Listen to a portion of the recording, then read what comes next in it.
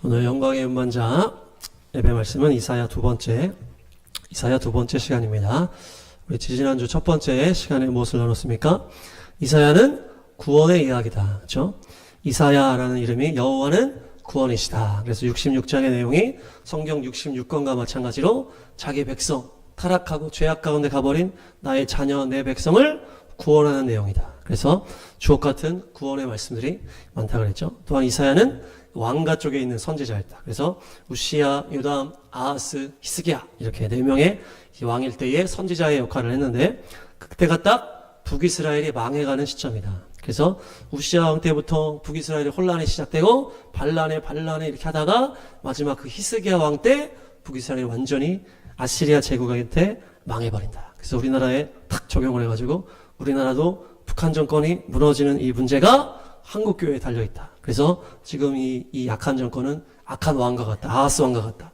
이 다음에 온전한 히스기야와 같은 대통령이 세워질 때 북한이 중국에 의해서 무너질 것이다. 그래서 그 대통령은 그 문제를 잘 돌파할 것이다. 그래서 온전한 믿음의 대통령으로 승리하게 될 줄로 믿습니다.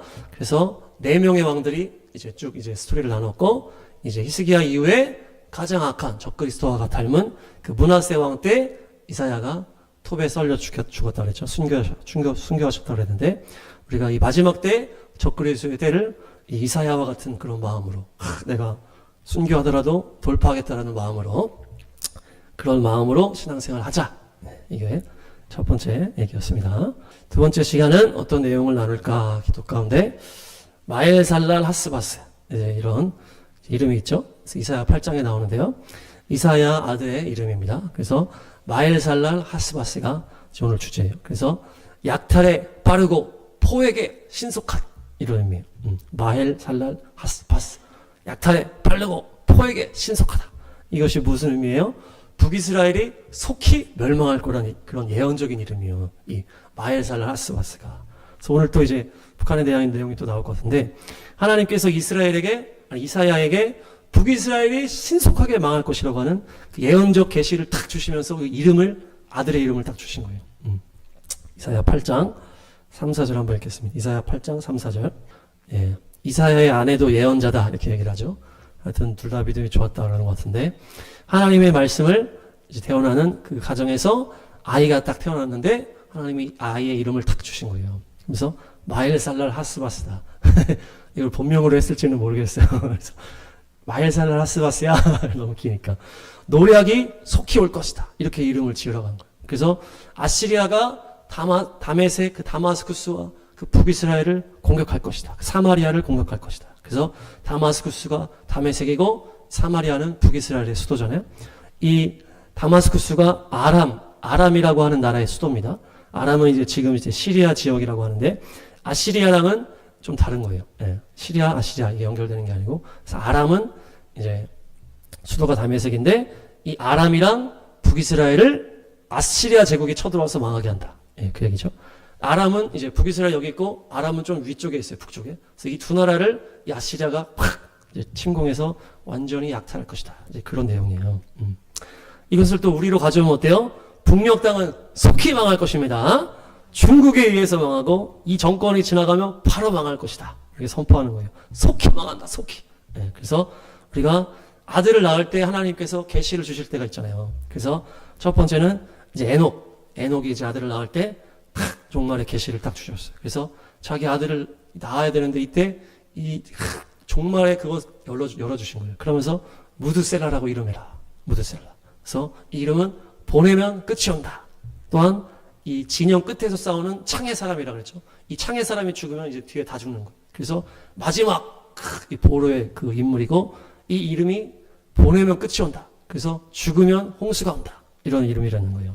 그래서 이런 이름을 계시로 받고 종말에 대해서 열려가지고 이제 에녹이 막 이렇게 돌아다니면서 하나님 말씀을 선포하면서 주님과 동행하면서 300년을 동행하면서 살았다.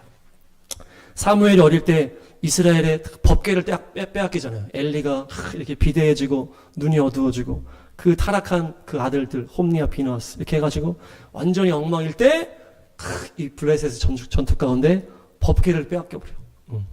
그러면서 그 홈니와 비누아스도 죽고 엘리도 충격 먹어 죽고 그 법궤는 빼앗겨버리고 이때 또 아이가 태어나니까 그 어머니가 이가봇이라고 지었어요. 영광이 떠났다.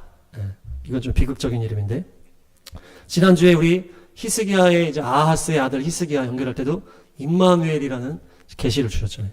예수님께서 태어나실 때도 이름을 예수라라. 그가 자기 백성을 그들의 죄에서 구원할 자다. 이렇게 하는 거예요. 그래서 구원자의 이름을 딱 주셨는데 이 마엘살랄 하스바스 이 이름도 그 북이스라엘과 다메섹이 망할 거라고 하는 딱 예언적인 이름이다. 그래서 그 하나님께서 이 나라를 들어서 심판을 하시는데 하나님의 성품에 이제 두 가지가 있는 거예요. 구원과 심판이에요. 따라합니다. 구원과 심판. 이것이 하나님의 두 가지 속성이에요. 예수님의 초림은 구원이고 예수님의 재림은 심판인 거예요. 그래서 하나님의 자녀가 누군가에 의해서 막 박해를 받아. 그러면 그 박해하는 자를 심판하면서 이 하나님의 자녀를 구원하잖아요. 한 번에 같이 일어나기도 하고 하나님께서 구원과 심판을 이 세상의 모든 역사 가운데 동시다발적으로 이루고 있는 거예요. 자연재해와 전쟁과 같은 그런 것으로 강력하게 심판을 하시기도 하고 또 그러면서 또 구원하시기도 하는 거예요. 토라포전에도 그 땅의 주인을 하나님이 계속 바꾸신다고 그랬죠. 이 땅이 더럽혀지는 거예요. 이 주인이 개판으로 사니까. 그래서 하나님이 주인을 갈아치우는 그런 역사들이 가나안 땅의 정복 전쟁이고 또 그 모든 역사 가운데 하나님이 이 땅이 토해버린다. 그런 표현이 있잖아요.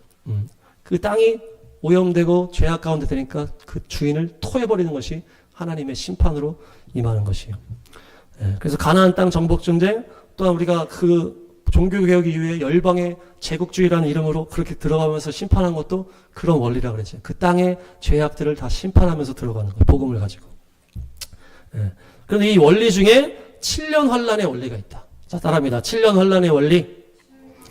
그래서 그 땅의 주인들이 땅을 더럽혀. 그러면서 개판을 칠 때 하나님이 그 주인을 심판할 때 7년 환란으로 마무리하신다는 거예요. 그래서 가나안 땅 정복 전쟁도 7년 정도가 이제 걸렸다고 이제 보고 있어요. 여호수아 14장.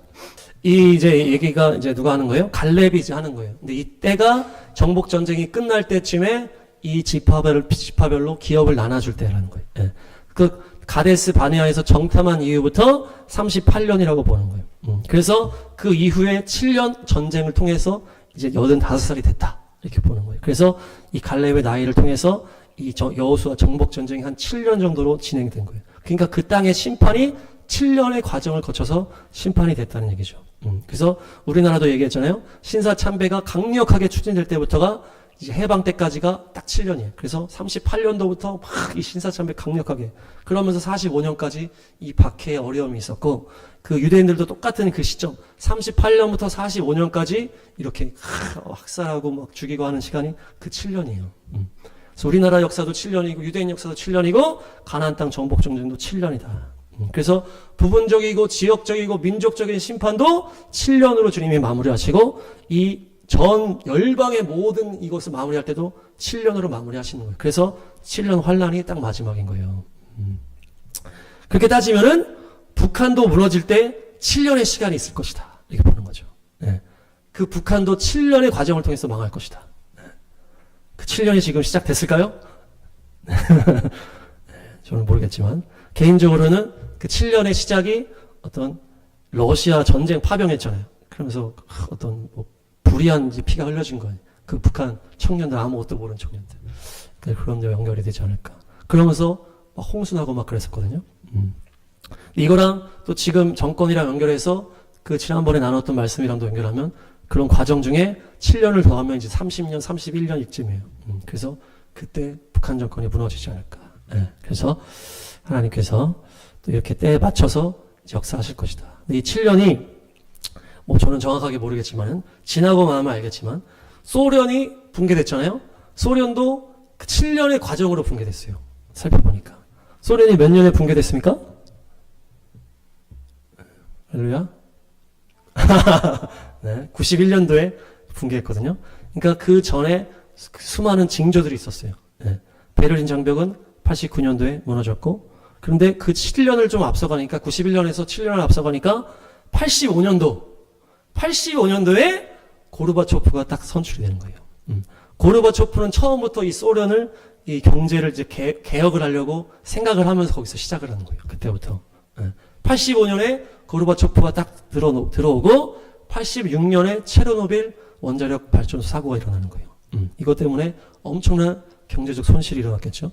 지금은 이제 우크라이나지만 그 당시에는 이제 소련이었잖아요. 그 우크라이나 체르노빌 그 지역에서 사고가 발생하면서 난리가 난 거예요. 그러면서 막 그 주변마다 독립을 막 요구하기 시작하는 그때부터. 그러면서 87년도에도 계속 시위가 일어나. 88년도에는 통제가 안 될 정도의 폭력 사태가 막 일어나. 군데군데에서, 소련의 군데군데에서. 아르메니아에서도 대봉기가 일어났다고 그러고, 조지아에서도 시위가 일어났다고 그러고, 우크라이나에서도 시위가 계속 군데군데 막 일어나는 거예요. 78, 85, 86, 87 지나는 동안에. 그러다가 88년도에 뭐가 일어납니까? 서울올림픽이 일어나잖아. 손에 손 잡고. 그것이 자유진영과 공산진영이 같이 올림픽을 한 그 시점이라는 거예요. 기념비적인 올림픽. 그래서 그 이후에 89년도에는 막 부분적으로 막 민주화의 운동들이 막 일어났다 그러고, 우즈베키스탄, 카자흐스탄 계속 지역 봉기가 계속 일어나고, 90년도에 러시아 공화국이 따로 생기기 시작해요. 90년도에. 그때 옐친이라는 사람이. 그러면서 그 사람이 소련 공산당을 탈당해. 그래서 발트 3국도 독립의 시위를 막 일어나고, 우크라이나도 독립해. 90년도에 독일도 통일돼. 이러면서 계속 단계 막 밟는 거예요. 그러다가 91년 12월 25일에 성탄절. 그때 고르바초프가 소련 대통령을 사임하면서 다 끝나는 거예요, 이게.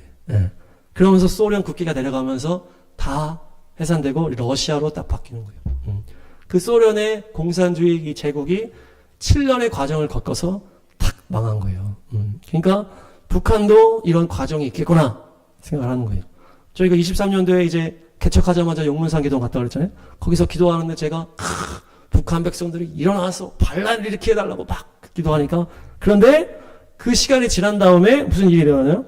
새조선이라고 하면서 민주당이 막, 민주적인 당이 막 그 안에서 일어나가지고 막 김일성 사진을 훼손하고 이거를 막 뭘 칠하고 비공식으로 막 활동하면서 막 평양에서도 활동한다 그러고, 그런 저항하는 사람들이 막 일어난다는 거예요. 처음에 이게 맞는 건가 막 그럴 정도로. 너무나 강력한 하나님의 역사들이 그때부터 시작되지 않았나 보는 거예요. 그러면서 탈북하는 사람도 있고, 그러면서 이제 24년 러시안 전쟁에 참전하면서 아무것도 모르는 청년들이 다 총알바지로 죽잖아요. 그런 것들도 어떤 그런 과정이다. 그러면서 또 압록강 저쪽에 엄청난 홍수가 일어나가지고 사람들이 또 많이 죽고, 계속 과정 겪어가는 거예요. 그러면서 지금 또 막 이재명이 계속 뭡니까 대북방송 안 한다 그러고, 다 삐라도 안 한다 그러고, 근데 보니까 삐라 보고 내려온 군인들도 많다 그러는 거예요.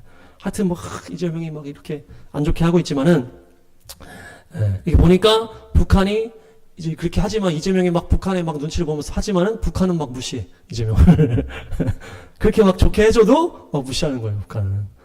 그러니까 제가 볼 때는 그 북한의 그 정권 애들은 이 민주당 이쪽을 자기 하수로 보는 거예요. 자기들 밑이라고 생각 무시하는 거예요. 얘네들은 혁명적이지 못하니까. 그러면서 자기들 기준이 있잖아요. 그 공산주의의 기준이. 우리도 자유주의의 기준에 있어서 우리나라보다 미국이 좀 더 잘하고 있다고 생각하는 것처럼, 그 북한 애들이 그 우리나라 이 좌파 정당을 보면서 그렇게 무시하는 거예요. 그렇기 때문에 그렇게 평화적인 뭐 쇼를 한다고, 그 뭡니까 문재인 때 그렇게 한 다음에도 바로 연락사무소 폭파시켜버린 거 아니에요. 무시하니까 그렇게 된 거예요. 그래서 23년, 24년 이때가 이제 기점이라고 이제 봤을 때, 이제 7년을 채우면서 망할 때에 그러면은 한 30년 그쯤이 되잖아요. 30년, 31년. 우리가 또 23년도에 휴전 70주년이라 그래가지고 막 기도하고 뭐 시온대도 하면서 막 기도를 엄청 많이 하고 막 그때 응답들이 많이 있었는데, 아마도 그때부터 이 7년의 단계가 시작된 것은 아닌가. 하나님께서 그때부터 일을 시작하시는 거예요. 우리는 왜 아무 일도 안 일어나 했지만은 단계 하나님이 그 속에서 바꿔가고 계신다. 그래서 마엘살랄 하스바스 결국 뭡니까? 속히 노략당한다. 저 북이스라엘 속히 망한다. 또한 저기 북녘 땅도 저 악한 정권 속히 망한다라고 하는 하나님의 예언적인 계신 줄로 믿습니다. 그래서 다음 보시면 이사야 8장, 만군의 여호와 주님만을 거룩하다고 하여라. 그분을 너희가 두려워해야 된다는 거예요. 두려워해야 된다. 그분이 너희가 무서워해야 될 뿐이다. 왜냐? 그는 성소도 되시지만은 그 이스라엘 두 집안 남유다 북이스라엘에게는 거치는 돌이 되고 걸리는 바위가 된다. 함정과 올가미가 된다. 이게 무슨 말입니까? 이 하나님의 양면성을 다 가지고 계시다는 거예요. 구원과 심판을 같이 행하시는 거예요. 그분을 두려워하는 이유가 그분이 너희를 구하는 성소도 되시지만은 너희를 심판하는 거치는 돌이 되신다는 거예요. 너희를 박살내기 위해서 함정과 올가미를 주시는 분이라는 거예요. 그래서 예수님께서 얘기하시잖아요. 건축자의 버린 돌, 길 모퉁이의 머릿돌이 됐다. 이렇게 얘기한 다음에 이 돌이 사람들한테 떨어질 때는 그 사람 완전히 박살낸다고 말씀하십니다. 마태복음 21장. 우리 예수님께서는 성전의 머릿돌이 되신다. 건축자가 버린 돌, 그 돌이 성전의 머릿돌이 된다. 그래서 거룩해 하시는 우리의 예배를 받으시고 우리를 구원케 하시고 우리를 회복시키시는 의의 복음이 되시지만 그 의라는 것은 우리를 깨버리는 바위가 될 수 있다는 거예요. 구원자가 되셨다가도 우리의 우상 숭배 위에 심판의 불을 떨어뜨리시는 분이다. 이것이 하나님의 양면성인 거예요. 그냥 구원만 해주시고 무조건 계속 잘해주시고 그냥 계속 구원만 해주시는 것이 아니고 공의롭게 판단하시고 거룩한 기준으로 우리를 하나하나를 바라보시는 거예요. 우리를 공격하는 악인들을 하나님이 심판하실 때도 그들의 악을 심판하시는 것이고 그 악이 우리에게 물들어 버리면 우리 안에 들어와 버리면은 우리도 심판해 버리시는 것이에요. 그것이 바로 공의의 하나님이라. 그냥 하나님 자녀라고 무조건 잘해주는 게 아니라 그랬잖아요. 우리가 지난번에도. 관계 안에서 품어주고 보듬어주고 사랑으로 덮어주는 것. 그것이 구원의 속성이라면은 그것을 지적하고 혼내고 심판함으로 이 죄악에서 벗어나게 하겠다라고 하는 그 하나님의 그 심판. 이것이 다 두 가지가 다 하나님의 성품인 거예요. 그래서 하나님의 공의와 사랑. 이것이 십자가에서 완성이 됐다는 거 아니에요. 심판과 구원을 같이 이루시는 거예요. 이 두 가지가 다 하나님의 성품이라는 것입니다. 우리 에스겔 18장. 그러니까 아버지, 아들 어떤 그런 관계에 이런 매여 있는 것이 아니고 그 사람이 죄를 짓냐 안 짓냐 이걸 판단하신다는 거예요. 악인이라 할지라도 그동안 죄를 지었던 사람이라 할지라도 돌이켜서 의로 들어오면은 하나님의 말씀을 지키며 하나님께 순종하는 삶으로 오면은 이를 구원해 주신다는 거예요. 그런데 하나님의 순종하면서 의의 길을 걸어온 의인이라 할지라도 이 의인이 다시 악으로 돌아가 다시 죄로 돌아가 그러면 얘도 심판하겠다는 얘기예요. 이 공의의 엄중한 기준을 가지고 하나님이 판단하신다는 것입니다. 그래서 하나님을 두려워해야 된다는 거예요. 하나님은 성소도 되시지만 거치는 돌이 되신다는 거예요. 우리는 안전해 무조건 이게 아니라는 거예요. 우리가 또 죄악으로 가면 우리 안에 하나님이 심판으로 역사하신다는 것입니다. 우리도 악인이 되고 죄악으로 가면 심판이 떨어질 수밖에 없는 것이 그것이 하나님의 공의인 것입니다. 사도 바울 로마서 11장.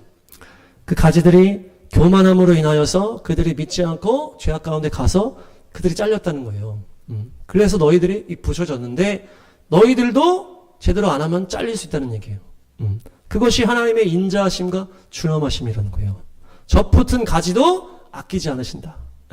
하나님의 공의가 있다는 거예요. 유대인들이 믿지 않아서 가지가 잘려지고 이방인 교회가 그들의 넘어짐으로 인해서 복음이 우리에게 오므로 인해서 우리가 붙여졌잖아요.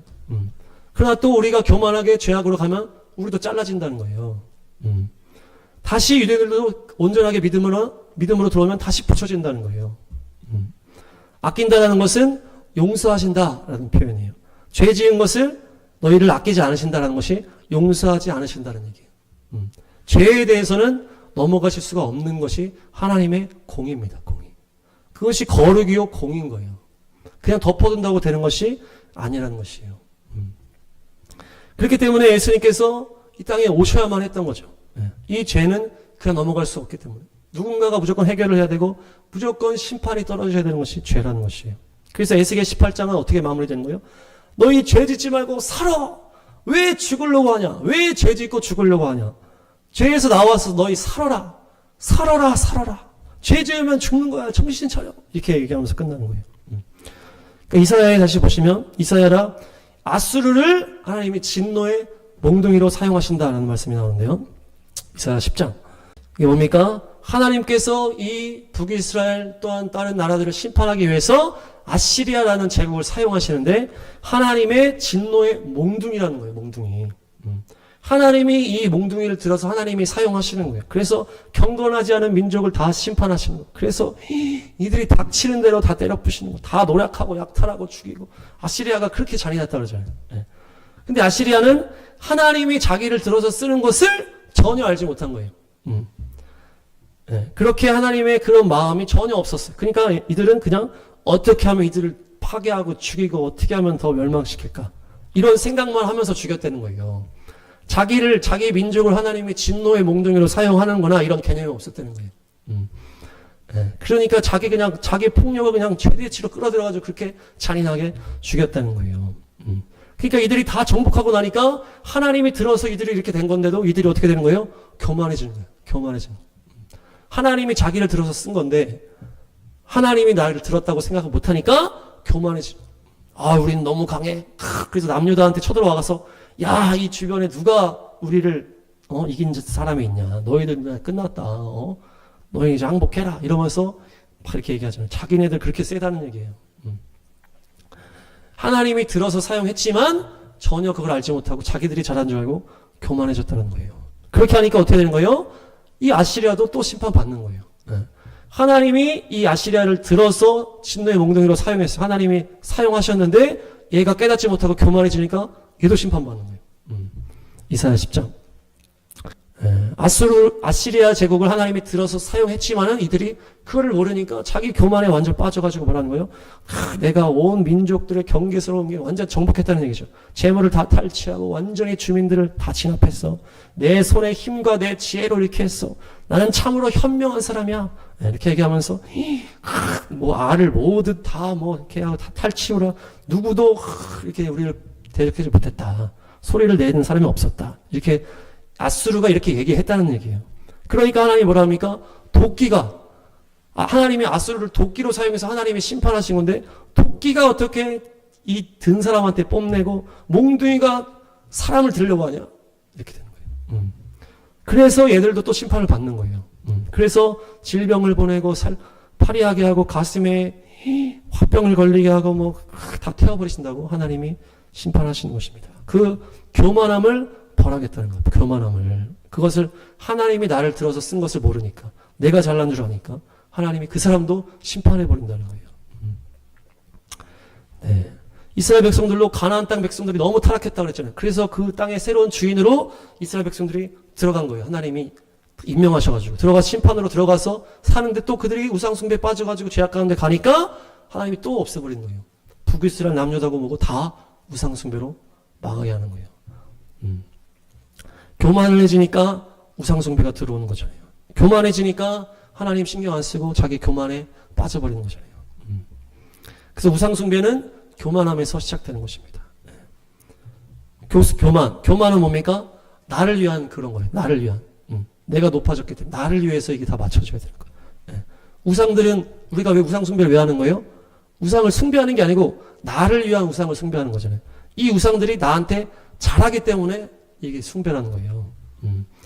나를 잘 챙겨주니까.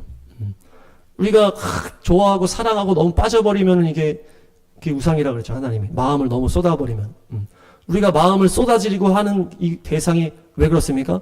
우리를 너무 잘해주는 거예요. 우리를 너무 기쁘게 하고 너무나 내 마음에 들어. 그러니까 그들을 섬기게 되는 것이거든요.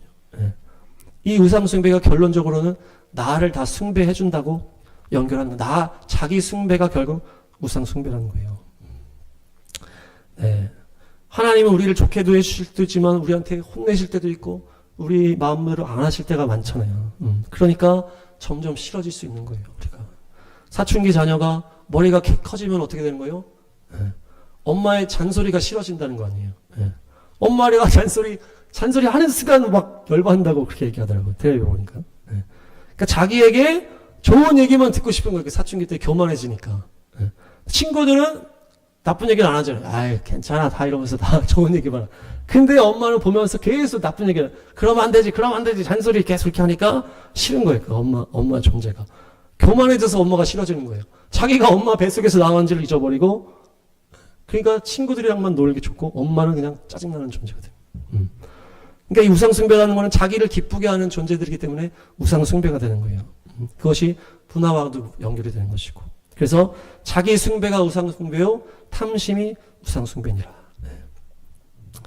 그래서 우리가 또 월삭 때 채찍이 우리 삶의 필수라고 했는데, 채찍질을 하고 우리를 힘들게 하는 그 존재가 우리를 또한 사랑하는 존재일 수 있다. 하나님께서도 우리를 무조건 좋게만 해주시지 않고 우리가 힘든 것들도 허락하시고 우리를 채찍질 하시는 분이라는 거예요. 자, 한번 말씀에는 충고를 듣고 훈계를 받아들여라. 그러면 마침내 지혜롭게 된다. 미련한 사람을 100번 매질하는 것보다 슬기로운 사람을 한 번 징계하는 것이 효과가 있다. 뭡니까? 충고와 이 훈계를 잘 먹는 것이 지혜로운 거라는 거예요. 네, 자기를 다 부인하시고 예수님만 섬기시기 바랍니다. 그 다음에 이제 남은 자의 개념이요. 우리 이사야에 또 나오는 남은 자의 개념. 이사야 10장 20에서 22절까지. 남은 자의 개념이 이제 이사야에 나오는데, 남은 자만 돌아온다. 남은 자만 돌아온다. 이 얘기예요. 살아남은 자. 남은 자. 하나님의 그 공의로운 심판에서 살아남은 자. 네. 겸손케 된 자. 그래서 이사야 6장에서도 언제까지입니까? 완전히 땅이 황폐해지고 그렇게 될 때까지다. 그러나 그루터기는 남기겠다. 남은 자가 있을 것이다. 그런 거예요. 심판 이후에 남은 자들은 어떤 사람입니까? 겸손해진 자, 주님만을 섬기는 자, 깨끗한 순전한 자, 심판의 과정을 통해서 거룩하고 깨끗하게 된 사람을 말하는 것이에요. 그래서 그들이 남은 자가 되는 것입니다. 심판 이후에 살아남은 거예요. 공의로운 하나님의 엄중한 심판을 뚫고 남은 자. 네. 일제시대 그 신사참배 상황도 끝까지 돌파해서 남은 자. 네. 그렇죠? 또 그 공산의 그 6.25 전쟁에서도 돌파해서 남은 자. 네. 또 순교하는 사람들은 그들에게 온전한 믿음을 남겼잖아요. 주기철 목사님 같은 경우는 순교를 하셨지만은 그 끝까지 버티는 믿음을 남겼다. 네. 그리고 뭡니까? 유대인들도 그 고난의 그 상황 가운데 피할 길을 내셨다고 그랬잖아요. 네. 그래서 뭐 하나님이 막 신호를 주셔가지고 탁 돌파하게 하고. 네. 그래서 남유다의 심판 때도 예레미야를 통해서 예레미야의 말씀으로 들은 사람은 어떻게 되고 남은 자가 되는 거예요. 다 세상이 바벨론이랑 싸우자 하는데 바벨론에 항복해라. 그 얘기를 들으면 남은 자가 되는 거잖아요. 그래서 그 심판의 때에 겸손함으로 주님을 경외함으로 이 돌파한 자들이 바로 남은 자예요. 남은 자. 그래서 그 남은 자가 에스겔이 되고 다니엘이 되고 다음 세대의 믿음으로 흘러가는 것입니다. 남은 자를 통해서 믿음이 계승이 되는 것이에요. 구원과 심판이 계속 이 세상 역사 가운데 우리의 삶 가운데 계속 되는데 끝까지 믿음을 지키고 그 심판과 구원의 상황 가운데 남은 자, 겸손하게 주님만 사랑하는 자가 남은 자 교회를 세우게 되는 것입니다. 지금도 이 남은 자들이 점점 걸러지고 있는 때잖아요. 천년왕국도 뭡니까? 적그리스도의 그 상황에 끝까지 무릎 꿇지 않고 표를 받지 않고 그래서 끝까지 믿음을 지킨 자들이 남아서 천년왕국의 왕노릇을 하는 거예요. 그들이 돌파해서 남은 자가 되어서 그들이 천년왕국의 왕노릇으로 남는 것입니다. 그래서 그것이 바로 엘리야 시대에 하나님이 말한 7천의 용사인 거예요. 남은 자 용사예요. 그들이. 바알과 아세라에 무릎 꿇지 않은 순결한 자들이 있다. 열방의 역사 속에서도 남은 자의 역사를 통해서 믿음을 계승하셨던 것처럼 남은 자의 삶이 되시길 축복합니다. 마지막으로 남은 자의 믿음. 이사야 8장. 이것이 바로 남은 자의 믿음의 특징이에요.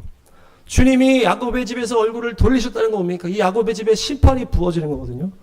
심판을 하시는 상황이지만은 나는 주님을 기다리겠다. 나는 주님을 의지하겠다라고 하는 것이에요. 이것이 남은 자의 믿음입니다. 네. 이 심판의 그 엄중한 이 상황에서도 나는 끝까지 주님을 섬기겠다는 거예요. 그리 아니하실지라도 주님만 사랑하겠다는 거예요. 네. 나를 구원하시지 않는다 할지라도 심판 가운데 내가 버려진다 할지라도 주님만을 섬기겠다는 얘기예요. 이것이 남은 자의 신앙이에요. 어둠의 때를 돌파할 수 있는 남은 자의 신앙의 핵심이 바로 이것이에요. 심판을 하시더라도 주님을 붙들겠다는 거예요. 따라합니다. 심판을 하셔도 주님만 붙들겠습니다. 네. 어려워도 나는 주님만 신뢰한다라고 하는 그 신실함인 것이에요. 그래서 우리가 유대인의 신실함에도 얘기했지만 남은 자의 신앙인 거예요. 그래서 이 남은 자의 이 신앙을 아이로 연결할 수가 있어요. 아이는 어때요?